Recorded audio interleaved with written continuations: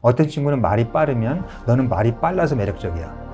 어떤 친구는 목소리가 작으면 네가 목소리가 작으니까 다 집중이 돼. 어떤 친구는 논리적이 아니면 말이 왔다 갔다 떠다니는 게 사람들의 상상력을 채워줘. 어떤 사람이 논리적이면 논리를 따라가니까 명쾌해져. 그런 얘기를 해주면 덜 힘들고 그리고 그 사람의 장점을 더 뽑아 올릴 수 있지 않을까. 맞아요. 아니 지금 말씀 듣는데 갑자기 눈물이 나려고 하는 그래. 거예요. 어떻게 하면 좋아? 너무 뭐랄까 진짜 너무 미안해 하는 느낌이 들어가지고 그 말씀에서 되게 딱 왔어요.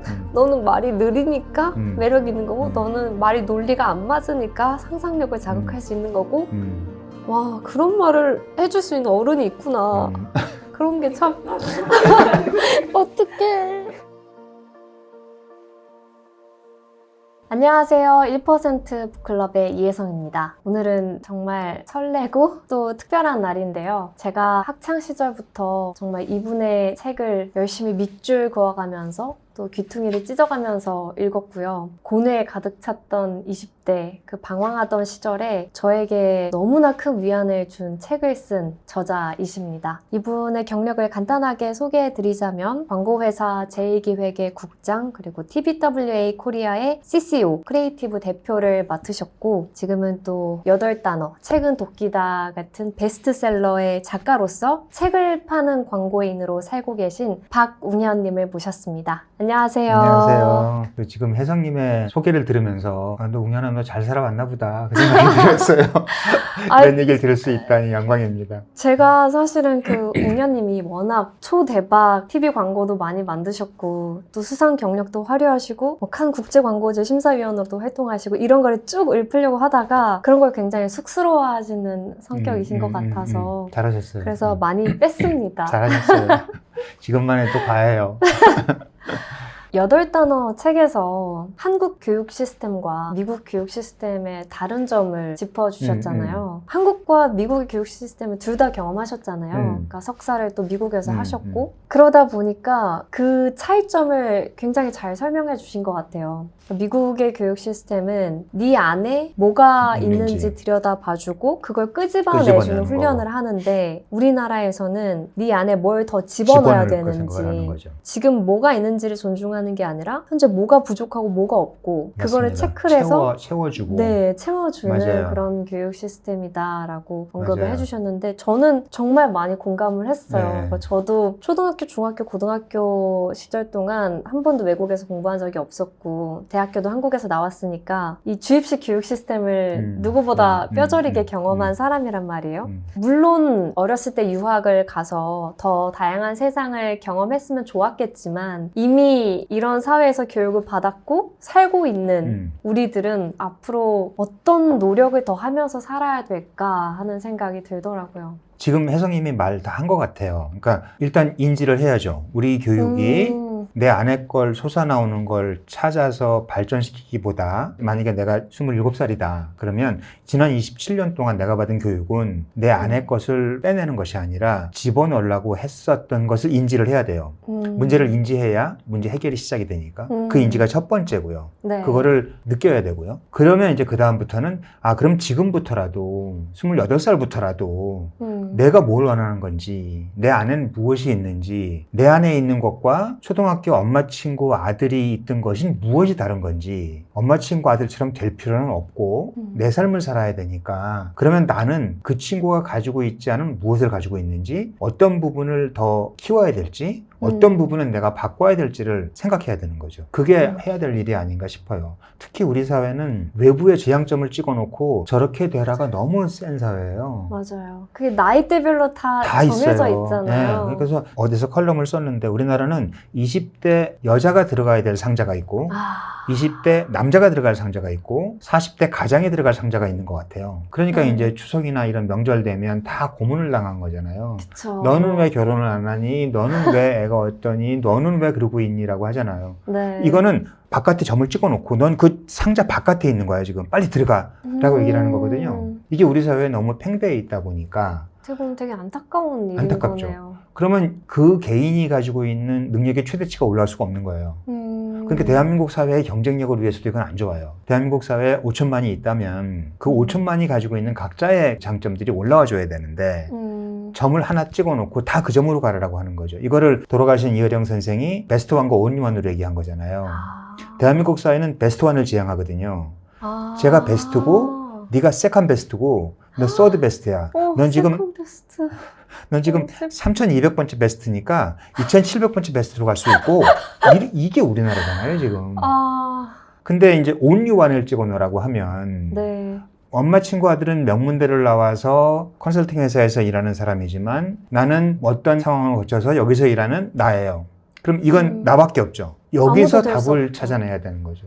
이게 이제 데미안의 핵심인데 데미안이란 책에 그 데미안이란 책은 많이들 읽으셨을 거예요. 근데 제대로 한번 차분히 읽어보시면 네. 데미안에서 하는 말이 우리 사회에서 꼭 필요한 말들이거든요. 나로부터 솟아나오는 것, 그것을 살아보고 싶었을 뿐이다. 그것이 왜 그렇게 힘들었던 것인가가 모든 데미안의 첫 세 줄이거든요. 그 중요한 문장은 나로부터 솟아나오는 것. 그래, 내가 공부는 엄마 친구 아들보다 못하지만 친구들과 대화할 때는 더 재밌게 웃길 수도 있고 내가 뛰는 건 더 잘할 수 있고 이렇게 나로부터 솟아나오는 것을 찾아서 거기서 무언가를 이뤄나가는 거죠. 스티브 잡스가 창의성에 대한 얘기를 하면서 창의성은 내가 할 수 있는 것으로서 무언가를 이루는 것이라고 얘기했습니다. 내가 할 수 있는 것으로서. 창의성은 남이 하는 걸 잘 따라가는 것이 아니라 나만 할 수 있는 것으로서 무엇을 이뤄내는 거예요. 내가 할 수 있는 게 있어요. 있는데 그걸로 뭔가를 이뤄내야 됩니다. 내가 만약에 뛰는 걸 잘하면 아니면 친구들과 대화를 잘해내면 그걸로 뭔가를 이뤄내야 되는 거예요. 그럼 어떻게 되냐? 내가 잘하는 걸 다듬고 발전시키고 갖고 나가야 되잖아요. 근데 친구랑 대화하는 건 사회에서 중요하지 않아. 잘 뛰는 거 가지고 너는 훌륭한 사람이 될 수 없어. 너도 쟤처럼 수학을 풀어. 뭐 예를 들어서 이렇게만 되다 보니까 자기 안에 올라오는 걸 개발할 시간이 없는 거죠. 이게 우리 사회의 경쟁력을 떨어뜨리는 것 같고요. 그리고 무엇보다 그 사람을 너무 고문을 해요. 자기가 잘하고 있고 자기가 좋아하는 것들이 있는데 그건 중요하지 않다고 얘기하고 내가 좋아하지 않고 내가 못하는 걸 해야 된다고 하니까 다 그냥 침대에 사람 눕혀놓고 아니면 땡기고 자르고 하는 거랑 똑같아요. 이 사회에 딱 상자를 놓고 그 상자에 안 들어가면 꾸겨 넣으라고 하는 거죠. 그래서 8단어를 쓰면서 제가 자존이라는 단어를 제일 앞에 넣은 거였어요. 제일 중요한 게 스스로를 존중하자. 그 혜성님도 이 책을 좋아하셨던 이유가 아마도 그 나를 존중하면서 사는 삶을 살아도 되는구나라는 것 때문에 그랬을 것 같고 맞아요. 다른 분들도 그런 것 같거든요. 네, 저는 이 책을 보면서 말씀하신 대로 저의 문제점을 인지를 하게 되고 내가 왜 힘들었는지 내가 왜 방황을 했는지를 알게 된 거예요. 그 원인을. 내가 뭐 부족한 사람인 것도 있겠지만 나는 이 사회에서 이런 주입식 교육을 받은 사람이고 그 상자 안에 들어가려고 누구보다 애쓰던 사람이었기 때문에 내가 이렇게 마음이 아팠었구나. 그것만으로도 너무 치유된 느낌이 드는 거예요. 그 답답했던 마음이 풀리고. 부족함은 다 있거든요. 부족함이 없는 사람은 없어요. 모든 사람은 부족함이 있어요. 엄마 친구 아들도 부족함이 있어요. 그래서 모든 인간은 불완전. 완벽하게 불완전하다. 완벽하게 불완전. 그걸 받아들이는 게 이제 시작이죠. 그러면 내가 부족한 게 어떤 결격 사유가 아니구나. 난 여기가 부족하고 쟤는 저기가 멋있어 보이지만 쟤는 저기가 부족할 수 있겠고 이렇게 볼 수 있는 거거든요. 거기가 시작입니다. 항해술의 시작은 선박의 자기 위치 파악이다. 이건 김훈 선생의 문장인데 거기가 인생의 시작은 나의 위치 파악이에요. 내가 키가 몇으로 태어났는지, 내가 어떤 부모 밑에서 자랐는지, 나는 어떤 취향을 가지고 있는지 이건 바꿀 수 없는 것들이에요. 그게 메타인지라고도 할 수 있을까요? 메타인지라기보다는 저는 운명을 받아들이는 자세라고 봐요. 아모르파티입니다. 나한테 주어진 조건들이 있어요. 내 키를 누구처럼 10cm를 키울 수 없고 그리고 아까 혜성님이 그 얘기했잖아요. 누구는 어릴 때 유학을 갈 수 있었지만 난 유학을 갈 수 없었다? 이거는 바꿀 수가 없는 거예요. 그럼 유학을 가야만 잘 사는 게 아니라 유학을 가지 않고도 훌륭하게 살아내겠다라는 내 키 가지고 훌륭하게 살아내겠다는 나의 그 부족한 능력 가지고 뭔가를 완성해내겠다는 이게 이제 중요하다는 거죠. 제가 방송 생활을 하면서 이 자존 파트가 너무 더 소중하게 와닿았던 이유가 제가 예능 생활을 할 때 정말 마음이 힘들었거든요. 그러니까 남들이 다 이제 요즘은 교양 프로그램은 아무도 안 보고 뉴스도 안 보고 결국엔 예능이니까 너도 예능을 해야 돼.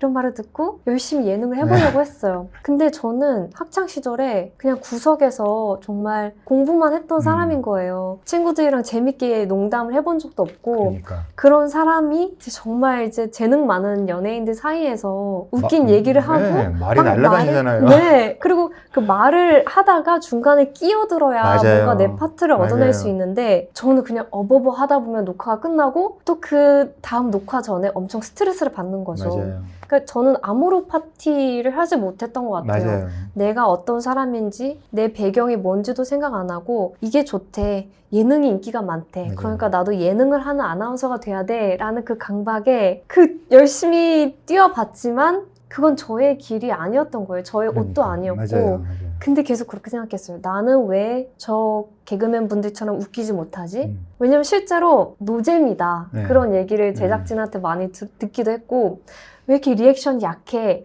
막 큰 소리로 박수 치면서 맞아요. 맞아요. 무슨 말인지 알아요. 옆에 이제 트로트 가수분은 막 벌떡 일어나서 막 이렇게 맞아요. 하는데 혹시 텐션 좀 올려주세요. 그리고 말 속도가 너무 느려요. 이런 말도 많이 들었는데 지금 생각해보면 제가 가지고 있는 게 잘 모르는 상태로 좋아 보이는 것들만 쫓아온 게 맞아요. 아니, 근데 아니었나. 얘기가 약간 옆으로 가는데 지금 혜성님 말씀 들으면서 제가 격하게 고개를 끄덕인 건 제가 똑같거든요. 방송을 잘하려면 홍석천 씨가 얘기를 하고 있으면 내가 말을 툭 자르고 들어가서 같이 섞어줘야 되는데 맞아요. 안 그럼 타이밍이 없어요. 없어요. 네. 그러니까 저 말 끝나면 해야지 기다리고 있으면 이 말을 이분이 받아서 하고 있고 이분이 받아서 하고 있고 이분이 맞아요. 받아서 하고 있고 그러니까 나는 녹화하는 동안에 말할 기회가 없는 거예요. 맞아요. 그리고 목소리가 작으면요. 묻혀서 안 들려요. 안 들려요. 그러니까 PD가 3시간 녹화 끝난 다음에 첫날 내려와가지고 저한테 이제 한참 어린 후배분이니까 말은 못하고 아 선생님 참 잘 들으시네요.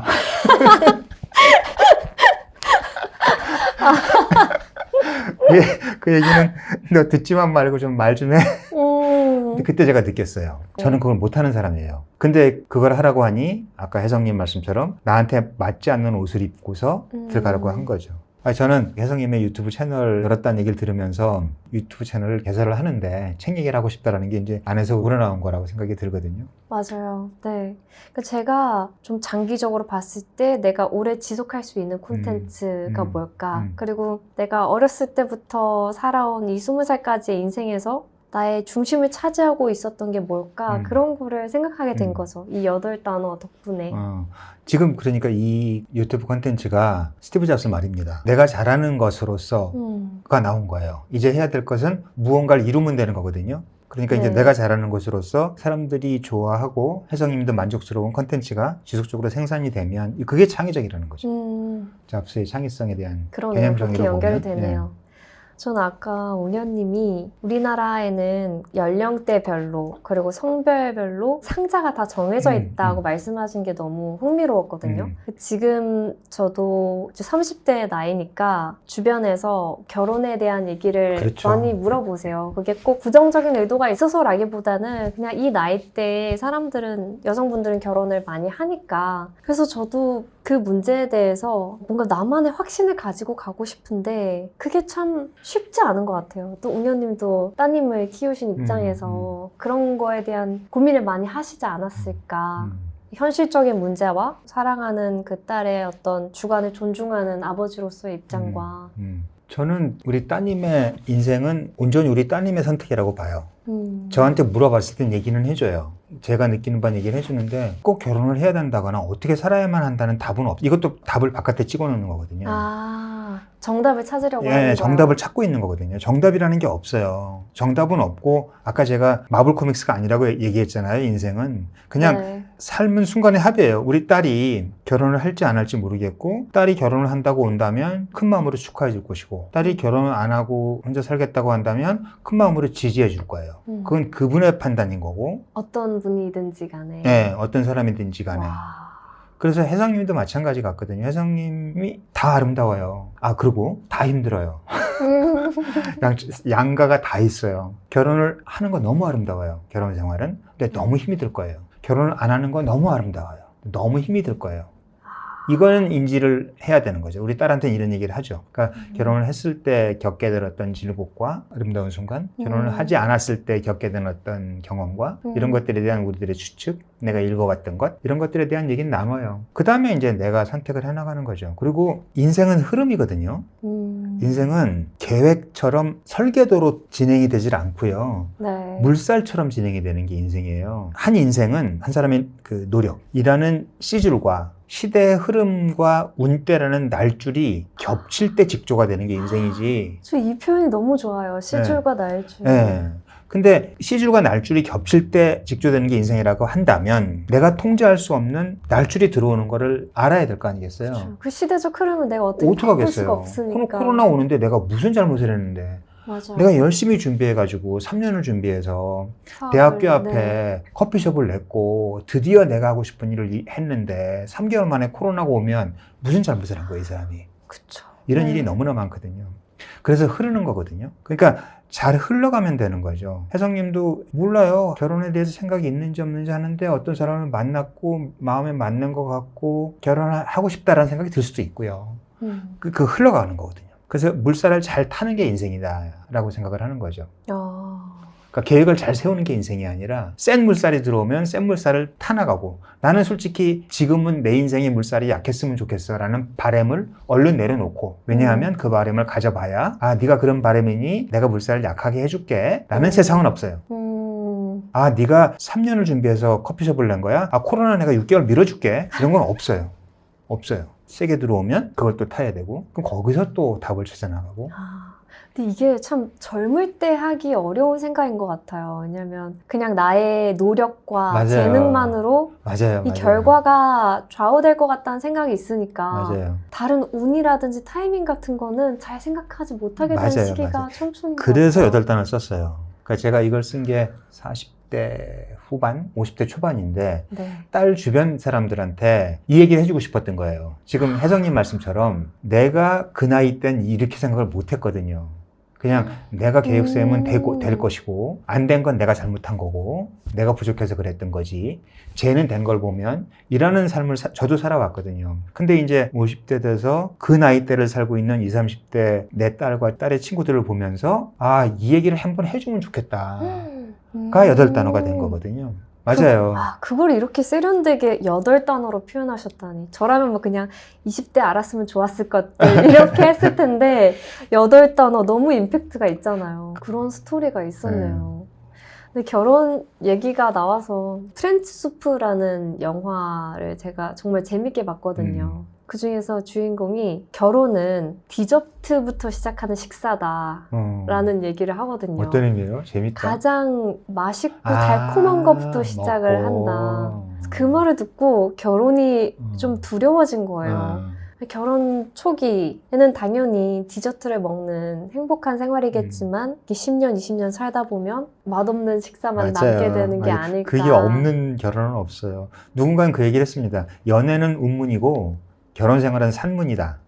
운문은 시처럼 아름답잖아요. 연애는. 근데 결혼 생활은 지루한 산문이에요. 긴 글이고 이런 것들에 대해서 인지를 하고 마음의 준비도 해야 됩니다. 그래서 결혼이라는 건 사랑의 완성이라고 얘기를 하는데 제가 보기엔 사랑의 완성이 아니라 사랑의 다짐이에요.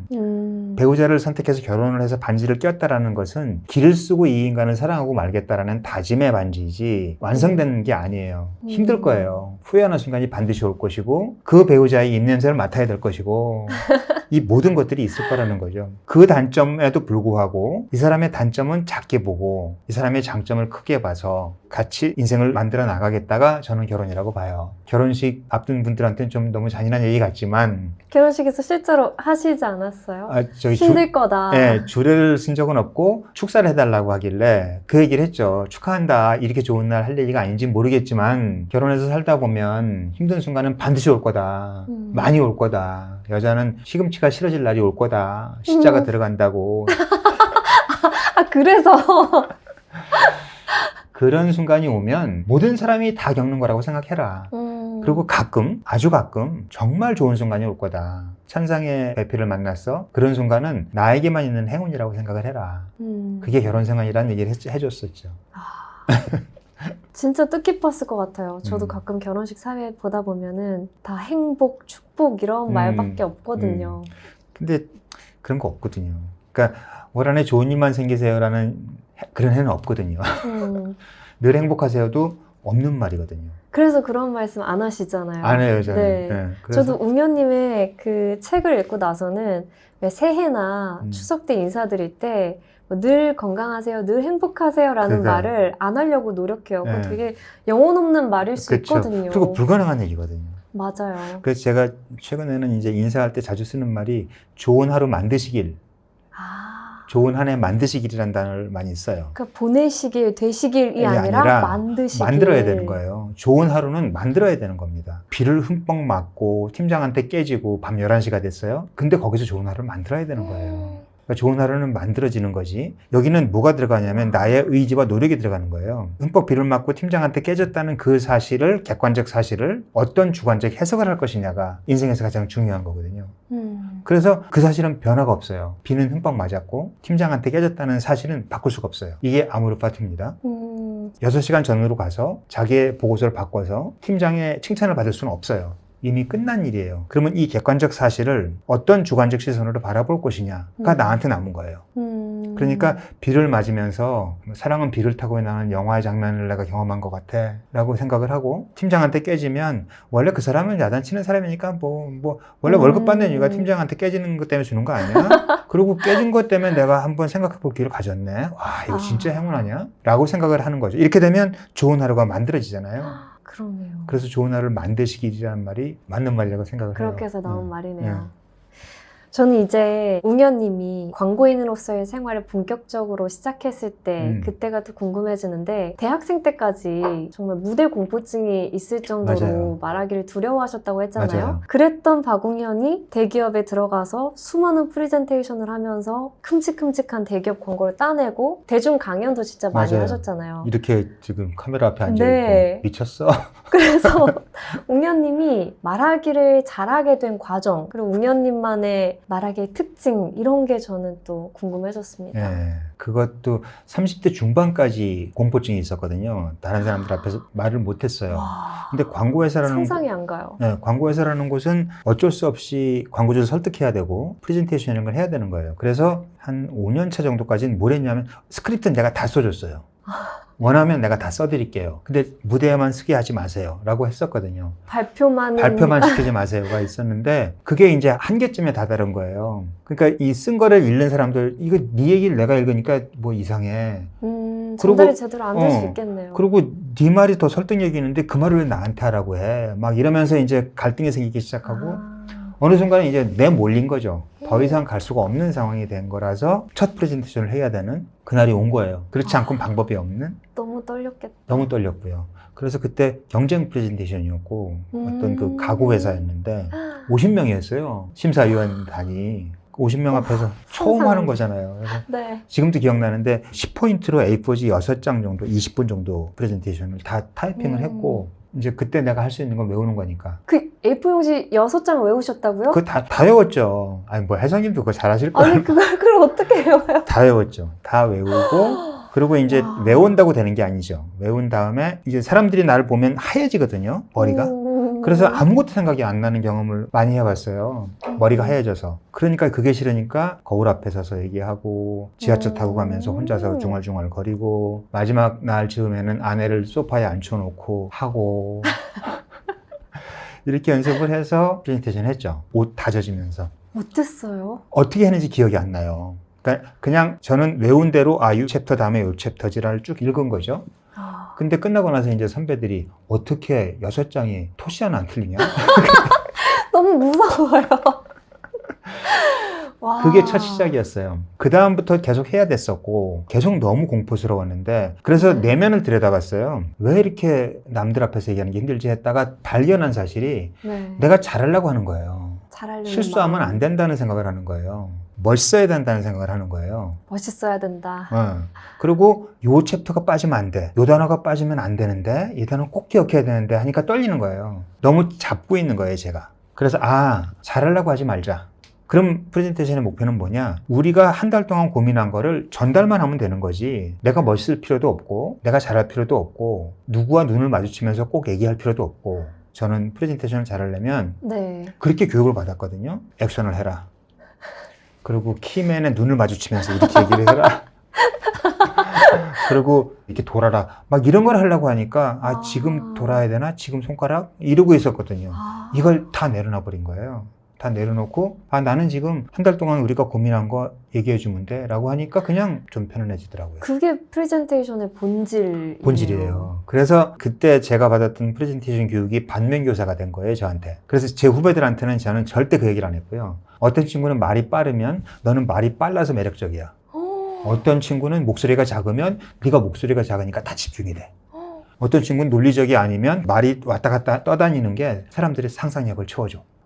어떤 사람이 논리적이면 논리를 따라가니까 명쾌해져. 이렇게 그 사람의 장점을 뽑아내주고 이것도 다시 대면이거든요. 그 사람한테 뭐가 있느냐예요. 10명의 후배들이 있으면 10명이 다 박웅현처럼 된다고 하면 다 망한 거예요. 10명이 1번이 3번처럼 되려고 해도 망한 거고요.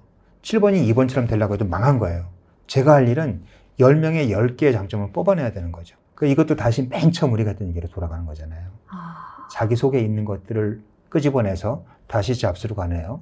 너만이 할 수 있는 그 말의 속도로 무언가를 이뤄봐. 너만이 할 수 있는 그 목소리 톤으로 뭔가를 이뤄봐가 이제 창의성인 거죠. 그 프레젠테이션은 그렇게 왔어요. 웅현님 말씀 들으면서 학창 시절에 어린 저에게 돌아가서 이런 얘기를 해주고 싶어요. 그러실 것 같고, 만약에 그렇다면 이제 혜성님 같은 갈등을 겪고 있는 후배들이 있을 거라고요, 어디선가. 지금도 어디선가 있을 거예요. 그래서 기회가 된다면 그런 얘기를 해주면 덜 힘들고, 그리고 그 사람의 장점을 더 뽑아 올릴 수 있지 않을까. 맞아요. 아니, 지금 말씀 듣는데 갑자기 눈물이 나려고 하는 거예요. 어떻게 하면 좋아? 뭐랄까, 진짜 너무 미안해 한 느낌이 들어가지고, 그 말씀에서 되게 딱 왔어요. 너는 말이 느리니까 매력 있는 거고, 너는 말이 논리가 안 맞으니까 상상력을 자극할 수 있는 거고, 와, 그런 말을 해줄 수 있는 어른이 있구나. 그런 게 참, 어떡해. 참. 그러니까 제가 피디님한테 제가 가장 존경하는 어른이라고 이렇게 소개를 했던 게 딱 그거였어요. 어렸을 때 내 주위에 나이가 많은 어른분들은 참 많았는데 정말 멋있는 어른답게 이런 말을 해주는 분이 없었구나. 학교에도 선생님이 있고 학원에도 선생님이 있고 정말 너무 감사하게 길러주신 분들이 있었는데 이런 말을 해주는 어른이 없었구나. 감사해요. 근데 지금 이 말씀은 매우 영광스럽고요. 그리고 이 말씀이 되게 저한테 의미가 있는 게 이런 말을 들으면요. 내가 잘 살아야 된다는 생각이 드는 거예요. 이런 말은 저를 조금 더 좋은 생각을 하게 만드는 저한테는 보석 같은 말입니다. 보배 같은 말입니다. 이렇게 말씀해 주시는 분이 계신데 내가 잘 살지 않으면 큰일 나겠다. 그게 또 동기부여가 되겠네요, 웅현님에게. 저한테는 그래요. 그래서 웅현님이 또 책에서 인생의 목표가 좋은 어른이 되는 거라고 맞아요. 하셨는데 그 좋은 어른이란 게 뭐라고 생각하셨는지도 궁금했어요. 일단 나는 감정이입을 잘하는 사람은 되게 중요한 것 같아요. 그 사람 입장에 되어보는 것, 그게 시작이 되는 것 같거든요. 그러니까 아까 내 목소리가 너무 작고 말을 하려면 이렇게 마가 뜨는 사람들 있잖아요. 맞아요. 저도 많이 그래요. 네. 그러면 이제 그 입장에 되어보는 거죠. 아니 그 입장에 되어보면 좀 빨리 말을 하고 한다면 될까 그게? 더 압박이 되지 않을까? 그리고 이 사람이 더 말을 못하게 되지 않을까? 이런 생각을 한번 해보고요. 왜 저런 상태일까? 라는 생각을 하면서 물론 이렇다고 완벽하게 그 사람이 될 수는 없지만 그 노력만 보여줘도 이 사람들은 문을 열기 시작해요. 그런 면에서는 잘 들어주는 사람, 그 사람의 입장에 되어보는 사람, 어른이라면 그런 게 돼야 되지 않을까? 우리 딸을 어릴 때 그 생각을 했어요. 애가 7살 때, 애는 37살이 되어본 적이 없지만 나는 7살이 되어본 적이 있으니 내가 먼저 그 생각을 해줘야 되는 거잖아요. 7살 애들이 뭘 좋아할까 생각하면서 대화를 들어가고요. 근데 17살이 됐을 때 똑같은 얘기를 하면 이 친구는 문을 닫아버릴 거거든요. 그러니까 17살이 될 때 뭘 좋아할지, 어떤 단어를 선택해야 될지 그 생각을 하는 거고 27살이 됐어요. 그럼 또 달라지거든요. 그리고 10대 후반이었나 20대 초반에 크리스마스에 유학을 가 있었는데 네. 겨울방학은 무조건 부모랑 같이 보내자 동의했었고 근데 뉴욕에 있으면 안 되냐 그래서 이제 엄마나 나는 아니 우리 얘기했잖아 1년 내내 떨어져 있으니 겨울 3주는 같이 있기로 한 거 맞잖아 라고 해서 얘도 그건 맞아 근데 뉴욕 크리스마스 본 것만고 이래요 들어와라고 하는데 한번 그분이 되어봤어요 내가 19살에 박웅현이 되어봤어요 그리고 그분의 선택지를 내가 가지고 있다 넌 어떡할 것 같으니 10대 0이에요 10대 0으로 뉴욕의 크리스마스를 이길 수는 없죠. 뉴욕에 남고 싶지. 엄마 아빠랑 한 약속 때문에 들어간다는 것은 엄마 아빠를 위한 어떤 의무를 수행하는 거지. 자발적 마음은 전혀 없는 거잖아요. 그래서 그냥 알았어 라고 한 거죠. 예를 들어서 이런 식의 그러니까 그 사람 입장이 되어보는 거는 어른들의 특권이자 의무인 거죠. 왜 특권이라고 얘기를 하냐 하면 그 시대를 거쳐왔으니까 그런 경험을 해봤으니까 나랑 얘기하는 사람보다 경험이 더 많으니까 그렇다면 시뮬레이션을 해볼 수 있고 그러면서 그 사람 입장에서 뭐 완벽할 수는 없지만 한 번 더 얘기를 해보고 이게 중요한 것 같다는 생각이 드네요. 지금 좋은 어른 말씀하시면서 어떤 어른으로서의 책임감. 어른 얘기하니까 저는 어른 김장하라는 그걸 보면서 맞아요. 그 다큐멘터리. 감히 어른이란 말을 제가 할 수 있나 싶어요. 진짜 그분은 정말 존경스러운 분이더라고요. 그 다큐멘터리가 요즘 다시 역주행하게 맞아요. 된 이유가 요즘 시대에 정말 진정한 어른이 부재해서가 아닐까 생각을 맞아요. 했어요. 나이가 들어서 사회적 지위도 생기고 경제적 자산도 많이 쌓으신 분들이 사회에 많이 있는데 이런 말들을 해주는 어른이 참 없구나. 그래서 저도 그 다큐를 보면서 저런 어른이 될 수 있다면 정말 성공한 인생이다. 그런 생각을 했고요. 그러니까요. 그 화향천리 인향만리라는 말이 있는데 꽃 향기는 천리를 가고 인향, 사람의 향기는 만리를 간다. 그러니까 꽃 향기보다 더 멀리 간다는 얘기인데 어른 김장하를 보면서 진짜 인향만리 맞구나. 사방에서 그 사람의 김장하의 향이 사방으로 퍼지고 있는 거잖아요. 맞아요. 동년배, 후배들, 장학생들 그리고 그걸 본 이게 그래서 인향만리가 맞다라는 생각을 처음 했어요. 그 향기가 어떤 인플루언서라고 한다면 이 시대의 진정한 인플루언서이신 거네요. 맞죠. 저는 인플루언서라는 단어가 이제 좀 그런 의미로 바뀌었으면 좋겠다는 생각이 들어요. 어떤 영향력을 미치느냐. 그렇죠. 그것도 중요한 문제인 맞아요. 것 같고요. 모두가 떠나도 난 여기 있어. 단어 속에 잠긴 세계 끝없는 여행이 시작돼. 나는 책을